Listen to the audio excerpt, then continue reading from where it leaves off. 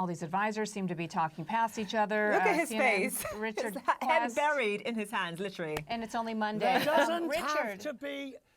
doesn't have to be a recession, says the US Treasury Secretary. He's right. There doesn't have to be a recession. The only problem is economic circumstances have now been put in place that most Wall Street economists of senior note say are likely to cause a recession. This is what it looks like. And you remember Scott Bessent's words, there doesn't have to be a recession. By the way, all the rest, Howard Lutnick's comments, the economic advisor's comments, Navarro's comments, that's all just hyperbole.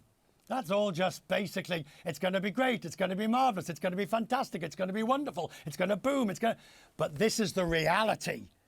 And at some point, ladies and gentlemen, at some point, there is so much disruption that the market simply can't take it. And jobs go, investment stops, the recession happens. Let's not forget, Richard, that this is an administration that inherited a rather robust economy where we were seeing inflation continue to go down, though not fast enough. Now, is Donald Trump right in his policy prescription? Let's just, for the purpose of just my answer, let's assume it's a leap of faith. You have to say it is a leap of faith that he is right vis-a-vis all the conventional wisdom that says this is going to be bad for the growth. Now, if I tell you don't drive with blinkers on or don't drive with something over your eyes, you'd probably say it's not a good idea. But somebody says try it, you take your choice. A leap of faith based on one man's convictions, right? Which he's held for decades. But hang on. He held these convictions back in the 1980s. The global schemes and the global trading environment is very different to today than it was then. And it's not the policy that's wrong.